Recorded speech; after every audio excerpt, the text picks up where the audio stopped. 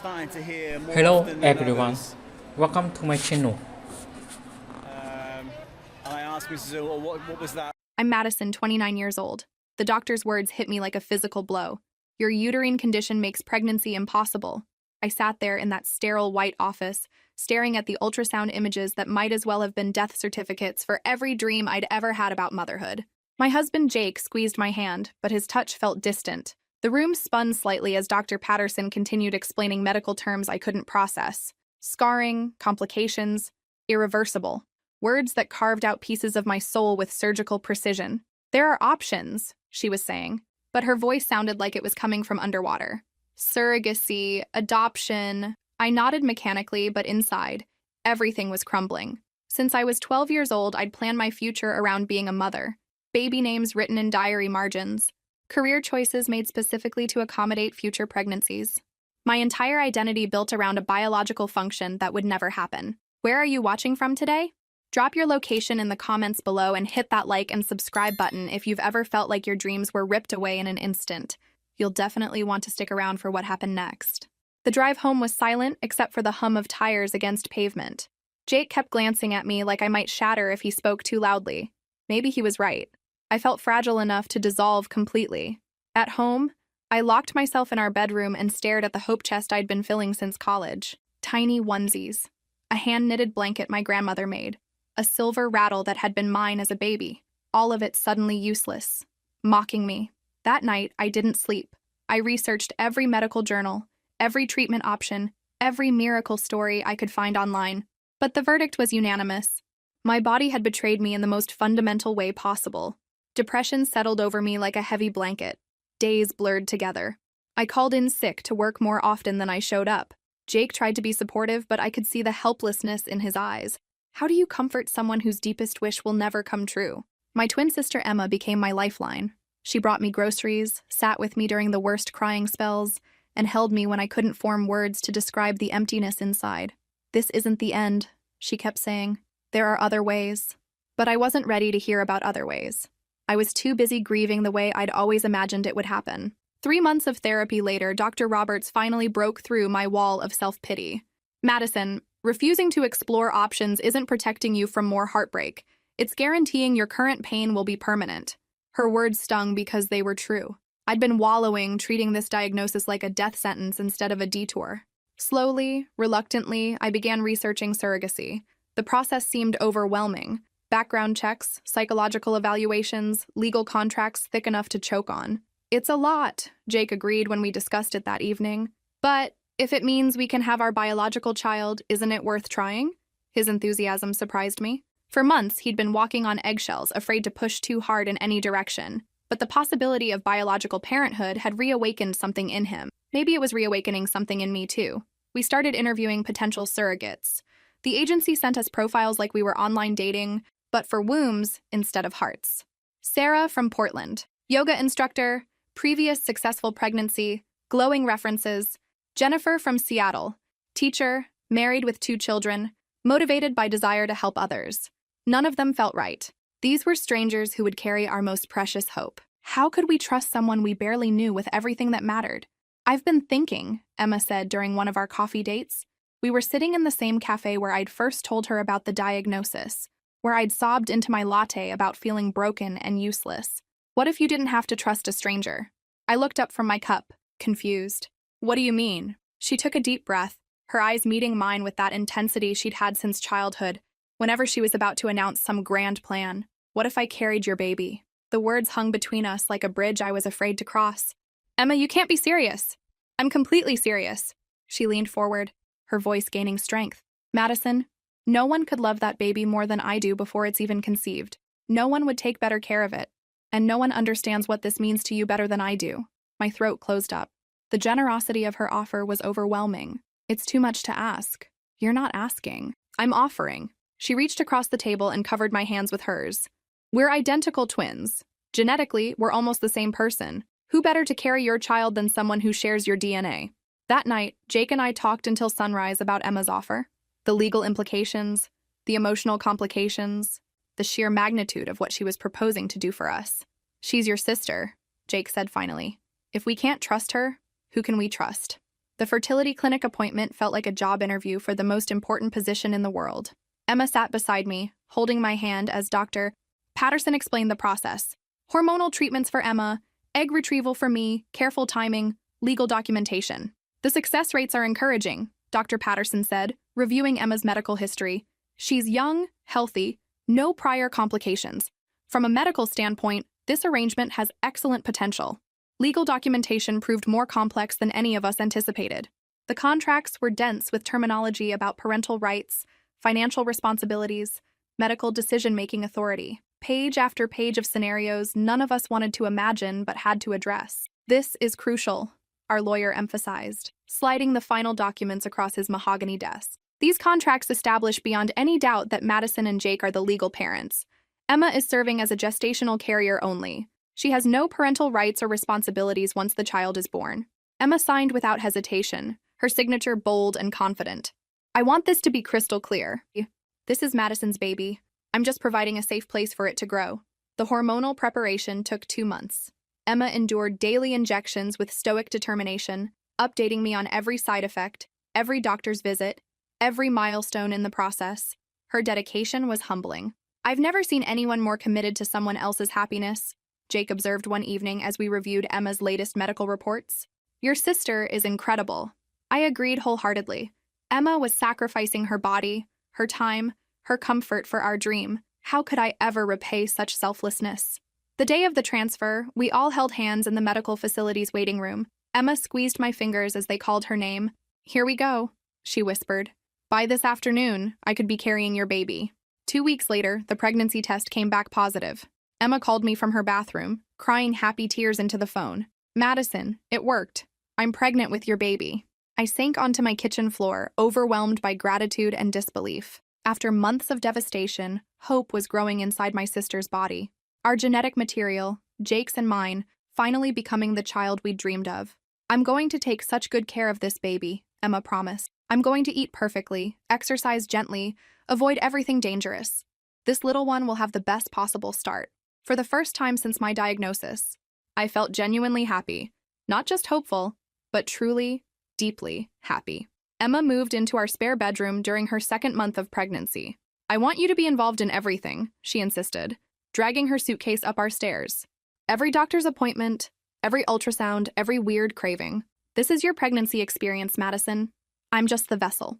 Having her close felt like a miracle. I could monitor her nutrition, ensure she was resting enough, accompany her to every medical checkup. The baby was developing perfectly, measuring exactly on schedule with a strong, steady heartbeat that brought tears to my eyes every time I heard it. Look at those tiny fingers, Jake marveled during the 12-week ultrasound, pointing at the grainy image on the monitor. That's our baby in there. Our baby. The words still felt surreal, but increasingly real. Emma's body was changing, expanding to accommodate our growing child. Her sacrifice became more visible every day, and my gratitude deepened proportionally. I threw myself into preparing financially for our baby's arrival. With Emma's medical expenses on top of regular bills, money was tighter than usual. I started working overtime, picking up extra projects, saying yes to every opportunity that could increase our savings. You're working too much, Jake worried as I left for the office at 7:30 on a Saturday morning. The baby isn't due for 6 months. Exactly why I need to work now, I replied, kissing him goodbye. Once the baby arrives, I want to take extended maternity leave.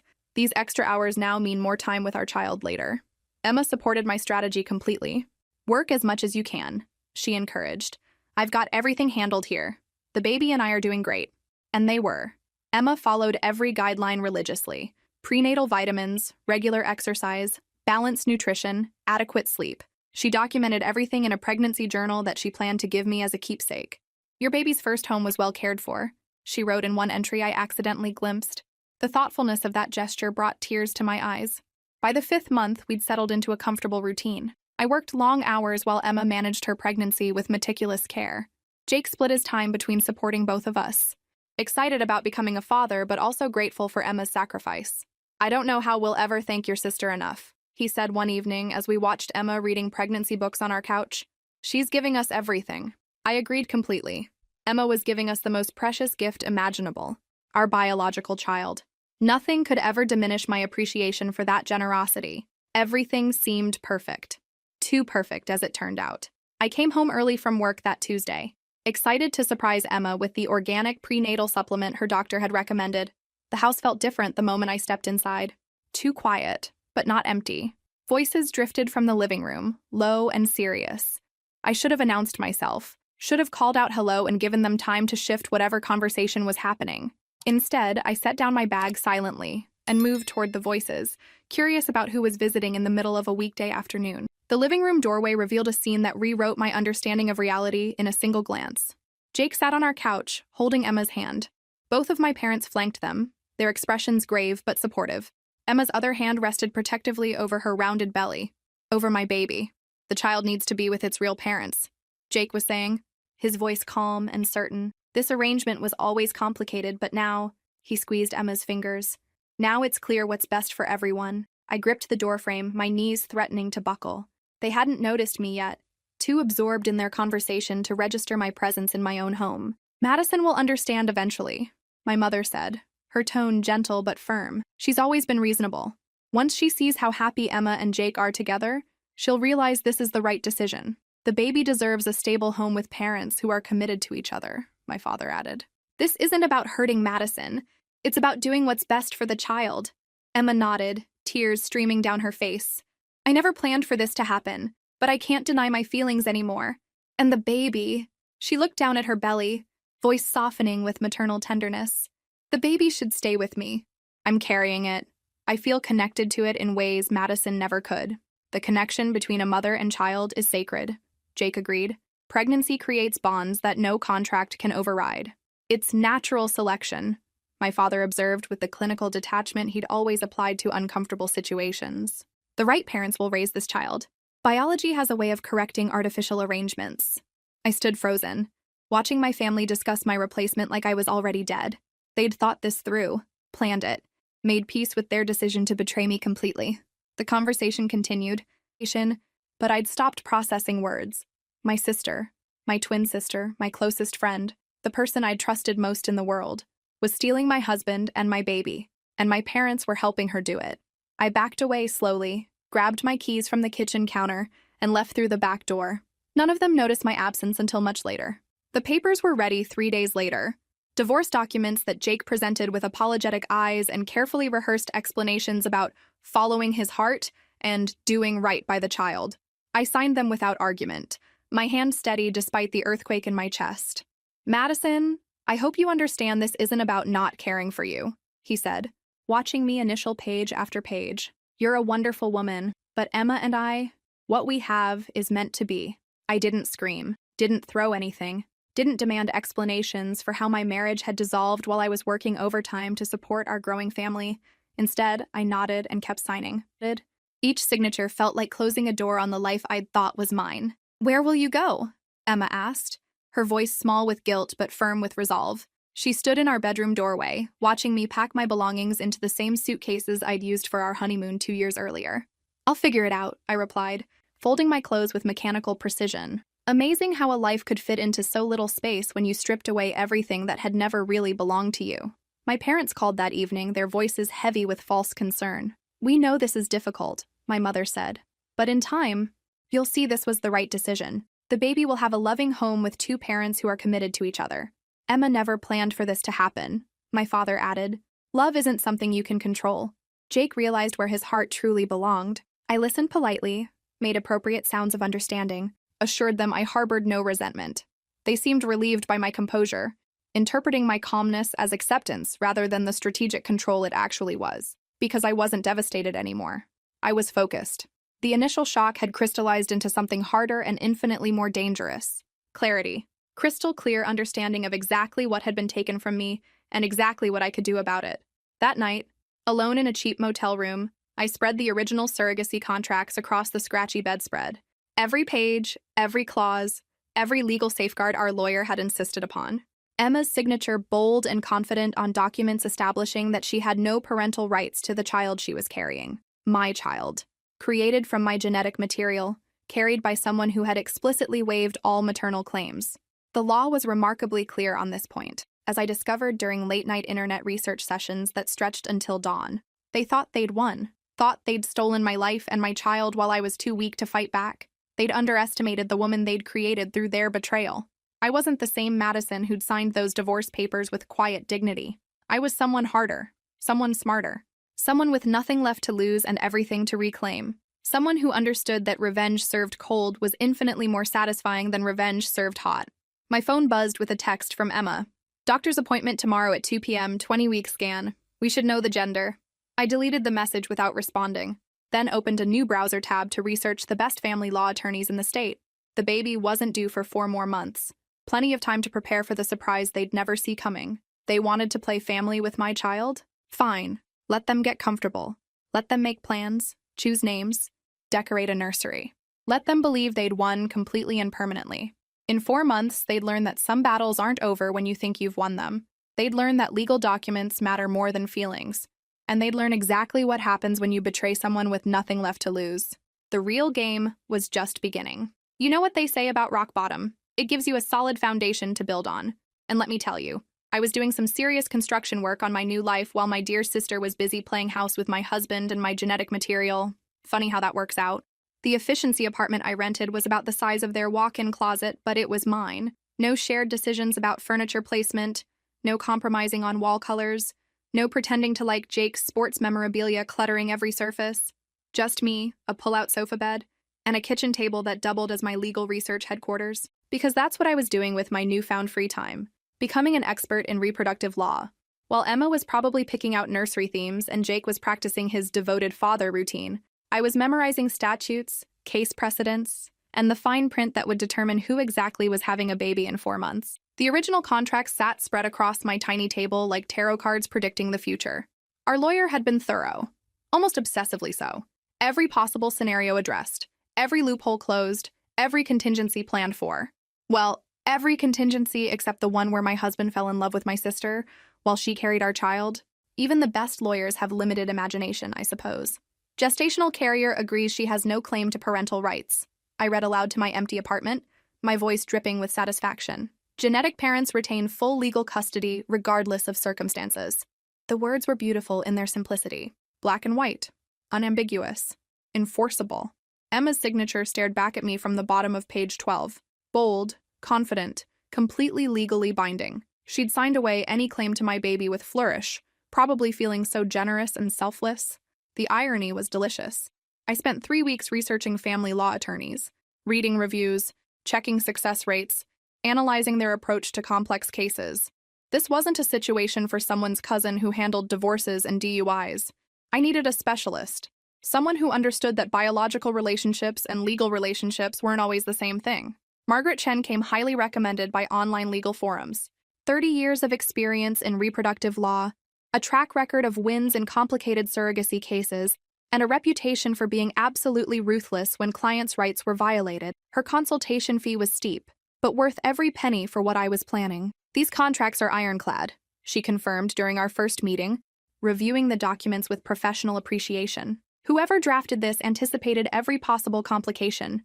Your sister has no legal standing to claim this child, even though she's carrying it? I asked, though I already knew the answer. Margaret smiled, the kind of smile that probably terrified opposing counsel. Especially because she's carrying it. Gestational surrogacy law is very clear. The genetic parents are the legal parents. Your sister is providing a service, nothing more. A service. I liked that terminology. Clinical, accurate, appropriately cold for someone who'd stolen my husband while pregnant with my baby. However, Margaret continued, we need to be strategic about timing. If we move too early, they could potentially argue duress or coercion. If we wait too long, they might establish some kind of emotional possession claim, though it wouldn't hold up legally. What do you recommend? I asked, though I suspected I knew. We wait until the birth. Then we execute immediately, before they can establish any kind of physical custody arrangement. The hospital will be required to release the infant to the documented legal guardians. You and your ex-husband. Ex-husband. The term still stung, but it was accurate. Jake had made his choice. Soon he'd learn that choices have consequences. And some consequences last 18 years with monthly payment reminders.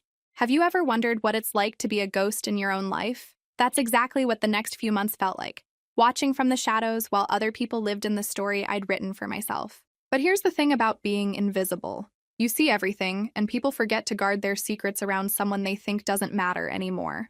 My health insurance, thankfully, hadn't caught up with my changed marital status. Jake's company plan still listed me as a beneficiary, which meant I had access to every medical record, every appointment, every detail of my baby's development. The irony was perfect. He was paying for me to monitor the pregnancy he'd stolen from me. 24 weeks measuring perfectly.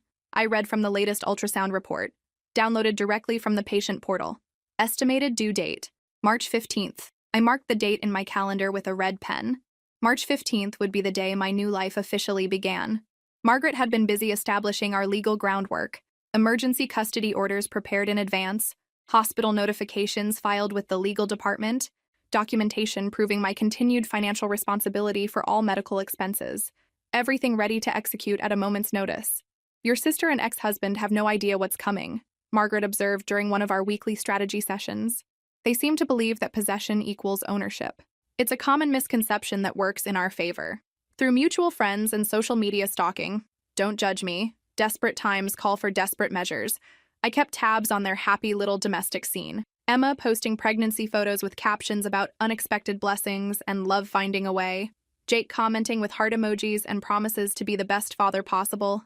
My parents sharing everything with proud grandparent enthusiasm. The whole performance was nauseating, but also incredibly useful.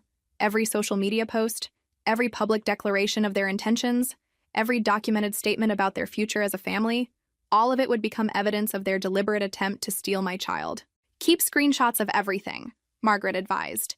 Social media posts, text messages, any communication that shows their intent to permanently separate you from your biological child. It strengthens our case for emotional distress damages.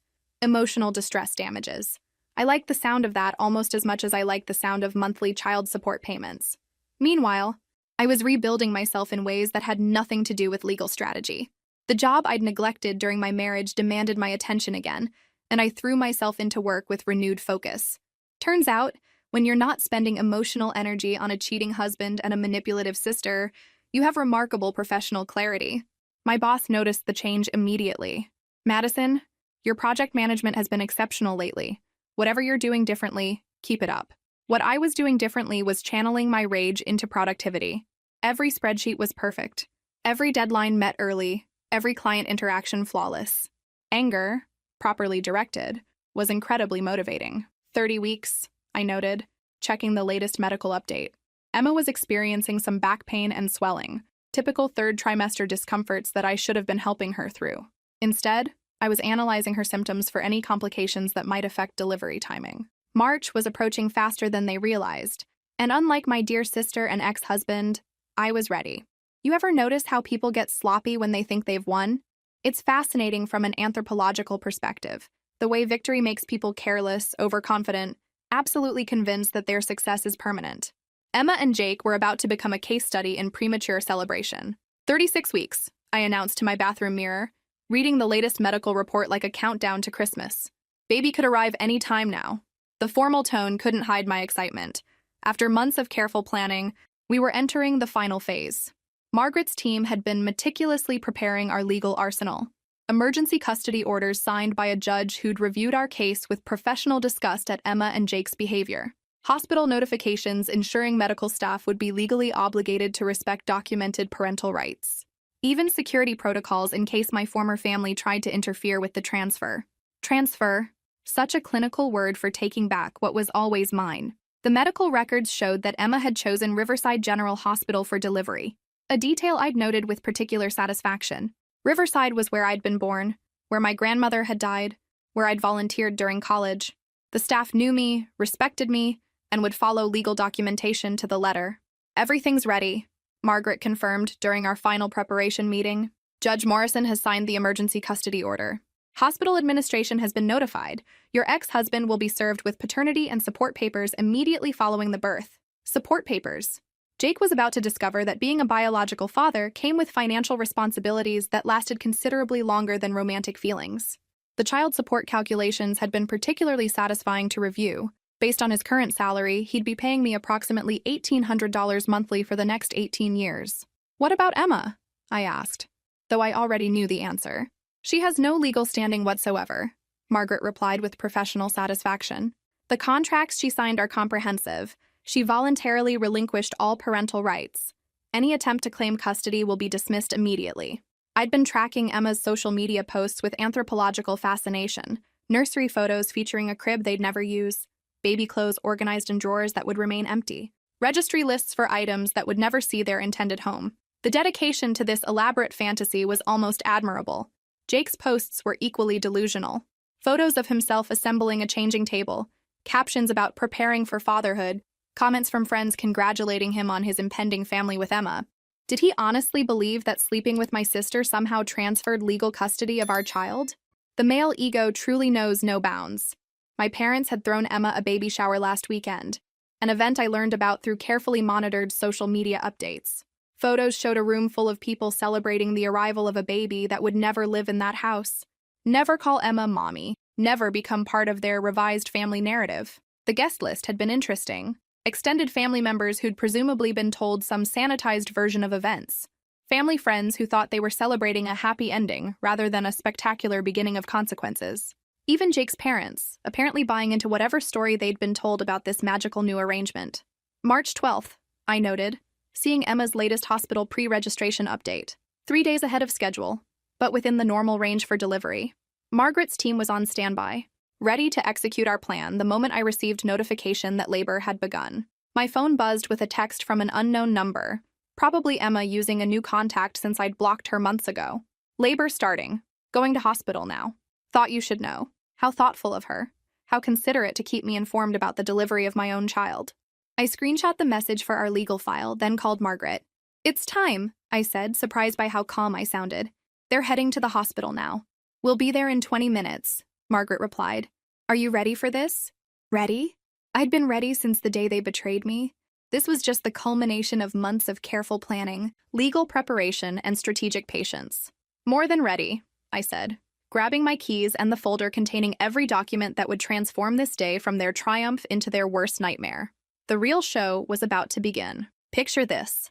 You're expecting the happiest day of your life, surrounded by people you love, about to welcome a baby you believe is yours. Now imagine a knock on the door that completely destroys that fantasy in under 60 seconds. That's exactly what happened to my dear sister and ex-husband on what should have been their perfect family moment. I arrived at Riverside General 30 minutes after receiving Emma's text, just as labor was transitioning into active phase. Perfect timing, dramatic enough to be memorable, but not so late that I'd missed the main event. Margaret and her associate followed in a separate car, briefcases full of legal documentation that would rewrite everyone's understanding of this situation. The maternity ward felt surreal. Fluorescent lighting, that peculiar hospital smell of disinfectant and anticipation, the distant sounds of new life beginning. I checked in at the nurse's station with documents establishing my legal right to be present for my child's birth. Mrs. Madison Taylor? The nurse confirmed, reviewing my paperwork. Yes, we have you listed as the primary guardian, room 314, where my baby was about to be born, and where several people were about to have the worst surprise of their lives. I could hear voices through the door, Emma's exhausted breathing, Jake's nervous encouragement, my mother's excited commentary about becoming a grandmother. They sounded so happy, so prepared, so completely unaware that their entire narrative was about to collapse. I knocked gently and entered without waiting for permission. After all, it was my child being born in there. The scene was exactly what I'd imagined. Emma in the hospital bed, hair matted with sweat, gripping Jake's hand during contractions. My parents flanking the bed like proud guardians. Jake's parents sitting nearby with video cameras ready to document their grandchild's arrival. Everyone froze when they saw me. Not the good kind of freeze, like when you surprise someone with a birthday party.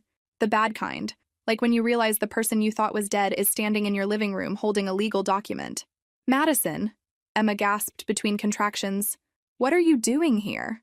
I'm here for the birth of my child, I replied calmly, setting my purse down and pulling out a chair like I belonged there. Because I did belong there. More than anyone else in that room. Your child? Jake's voice cracked with disbelief. Madison, we discussed this months ago. The baby needs to be with its legal parents, I interrupted smoothly, which would be you and me, according to every document we signed. I held up the custody papers. Funny how legal contracts work. They remain valid even when people's feelings change. The room erupted in overlapping voices. My mother demanding explanations. Jake's parents asking what was happening. Emma crying about how this couldn't be legal. It was chaos. which made Margaret's entrance even more perfectly timed. "Ladies and gentlemen," Margaret announced, her voice cutting through the noise with professional authority. "I'm Margaret Chen, representing Mrs. Taylor in this matter. I have emergency custody orders and hospital directives that need to be reviewed immediately." She handed documents to the attending nurse, who read them with growing understanding. Legal paperwork has a way of clarifying situations that emotion tends to complicate. "These appear to be in order," the nurse said finally. "Mrs. Taylor is documented as the legal mother with full custody rights." "This is insane," my father sputtered. "Emma has been carrying this baby for 9 months. She has no rights whatsoever," Margaret interrupted coldly. "Ms. Emma Taylor voluntarily relinquished all parental claims in a legally binding agreement. She is a gestational carrier, nothing more." Emma's next contraction seemed stronger, more urgent. The monitor showed the baby's heart rate accelerating. Our child was ready to join this spectacularly dysfunctional family drama. "Push," the doctor instructed, apparently deciding that legal complications could be sorted out after the medical emergency was resolved. And then, at 11:43 p.m. on March 12th, my daughter was born. Perfect, healthy, absolutely beautiful, and legally mine from the moment she took her first breath. They placed her on Emma's chest initially, following standard protocol. But when the nurse asked who would be taking the baby home, Margaret stepped forward with our documentation. "The infant will be released to Mrs. Madison Taylor, the documented legal guardian." The moment they placed my daughter in my arms, everything else became background noise. Emma's sobbing, Jake's protests, my parents' threats to call their lawyer. None of it mattered. My baby was finally where she belonged, with her real mother. What do you think happens when someone tries to steal your life and discovers that legal documents are stronger than emotional manipulation? You get a front row seat to the most spectacular meltdown in family history. That's what. And let me tell you, it was better than any reality TV show ever produced. The hospital became ground zero for what I can only describe as the complete implosion of my former family's elaborate fantasy. Security was called when my parents refused to accept that they couldn't override legal custody with grandparental outrage. Jake alternated between begging me to be reasonable and threatening to fight the documentation in court. Emma was the worst of all.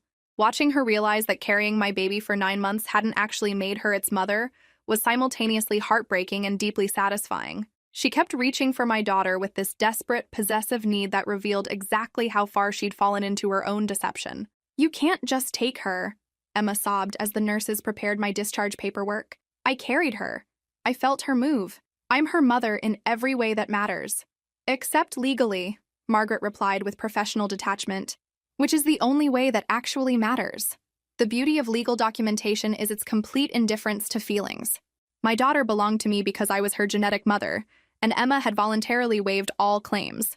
No amount of emotional testimony could change that fundamental reality."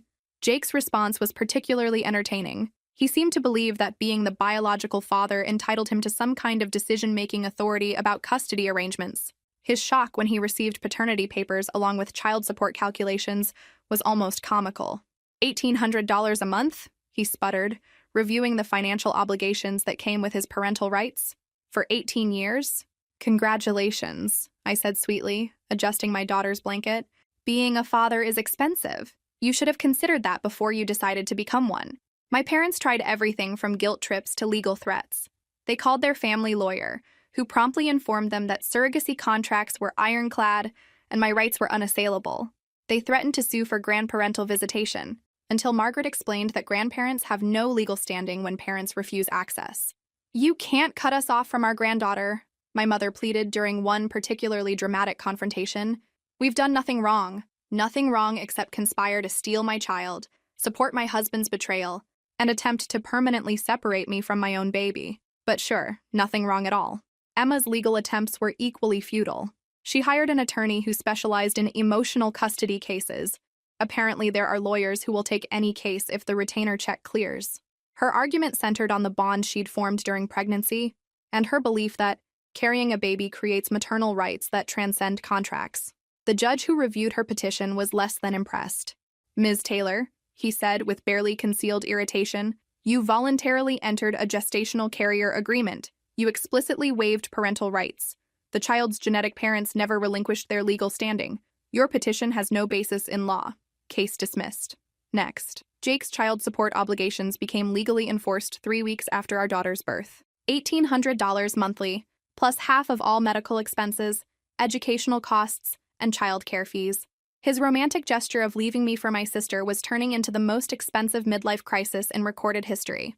The most satisfying part was watching their elaborate plans crumble in real time. The nursery they'd prepared sat empty. The baby clothes they'd purchased would never be worn by the child they'd intended. The family name they'd chosen was irrelevant because I'd already filed birth certificate documentation with the name I'd selected months earlier. Emma moved back in with our parents after the hospital discharged her. Without a baby to care for, without Jake's full-time companionship, without the fantasy family she'd constructed in her mind, she seemed lost and smaller somehow. The confident woman who'd stolen my life had been replaced by someone who looked confused about how she'd ended up with nothing. "I never thought you'd actually take her," Emma admitted during one final confrontation at our parents' house. "I thought you'd see how happy we were and realize this was better for everyone." Better for everyone. The narcissism was breathtaking. She genuinely believed that her happiness with my husband and my child was more important than my rights as the actual mother. The entitlement was almost impressive in its completeness. "You thought wrong," I replied, my daughter sleeping peacefully in her carrier beside me, "about pretty much everything. Sometimes the best revenge isn't dramatic confrontation or elaborate schemes. Sometimes it's simply taking back what was always yours and walking away from people who never deserved you in the first place." That's exactly what I did. And let me tell you, the view from the other side of betrayal is absolutely spectacular. I moved to Portland 6 weeks after my daughter was born. New city, new life, new beginning. Everything they'd tried to steal from me, rebuilt on my own terms. The apartment I chose had 2 bedrooms, hardwood floors, and large windows that filled the space with natural light. Most importantly, it was 800 miles away from my former family and their ongoing dramatics.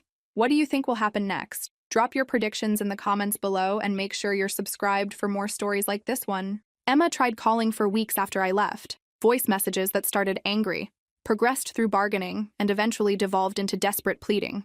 I listened to each one exactly once before deleting it. Her emotions were no longer my responsibility to manage. Jake's calls focused primarily on negotiating child support payments. Apparently, $1,800 monthly was straining his budget, especially since Emma wasn't contributing financially to their household anymore. The romantic fantasy of leaving your wife for her sister becomes considerably less appealing when it comes with 18 years of mandatory payments to the woman you betrayed. "This isn't sustainable, Madison," he argued during one particularly pathetic conversation. "I can't afford this level of support and maintain my current lifestyle." "Then change your lifestyle," I suggested with mock sympathy. "Children are expensive. Perhaps you should have considered that before you decided to have one." The most entertaining development was watching their relationship deteriorate without a baby to bond over. Turns out, stealing someone's husband and having a baby with him aren't actually foundations for lasting love. Who could have predicted that betrayal might not be the basis for a healthy relationship? My parents made exactly 3 attempts to contact me after I moved. The first was angry, threats about how I'd regret cutting them off from their granddaughter. The second was manipulative, promises about how things could return to normal if I just brought the baby for visits. The third was practical, asking if I needed any financial assistance as a single mother. I responded to none of them. Their granddaughter would grow up knowing exactly who had chosen to support her mother's betrayal and who had stood by her when it mattered. That seemed like valuable information for her to have. The legal aftermath continued for months. Emma filed 2 more custody petitions, both dismissed immediately. Jake attempted to modify his child support obligations 3 times, unsuccessfully each time. My parents consulted 4 different attorneys about grandparental rights, learning repeatedly that they had none when the custodial parent refused access. Meanwhile, I was building the life I'd always wanted. My daughter was healthy, happy, and developing beautifully. My career flourished as I channeled my energy into work that actually mattered. I made new friends who knew nothing about my previous life's complications. 6 months later, I heard through mutual acquaintances that Emma and Jake had broken up. Apparently, the stress of legal battles, financial obligations, and the complete collapse of their perfect family fantasy had destroyed whatever connection they'd thought they shared. Emma moved back in with our parents permanently. Jake was dating someone new, someone without a complicated family situation or expensive monthly reminders of his past mistakes. The irony was perfect. They'd destroyed my marriage and stolen my pregnancy experience to be together, only to discover that relationships built on betrayal rarely survive their own success. As for me, I was living proof that sometimes the best response to betrayal is patience, documentation, and the kind of cold, calculated revenge that comes wrapped in legal paperwork. They'd tried to steal my life and ended up destroying their own in the process. My daughter's first word was mama, spoken while sitting in her high chair in our sunny Portland kitchen. Not the kitchen Emma had imagined, not the family Jake had planned, not the granddaughter my parents thought they deserved access to. Just my daughter and me, building a life that belonged entirely to us. They'd thought they could rewrite my story, assign me the role of the discarded sister who gracefully accepted her replacement. Instead, I'd written the ending myself. Their biggest dream had become their worst nightmare, exactly as planned. And my dream? My dream was sitting in my arms every night as I rocked her to sleep, legally and permanently mine, in the life I'd built from the ashes of their betrayal. Justice, it turns out, is best served with a side of legal documentation and a generous helping of patience. The victory was worth every moment of the wait. If this story resonated with you, make sure to hit that like and subscribe button. Sometimes the best endings are the ones you write yourself, even when other people try to tear up your first draft. Trust me on this one.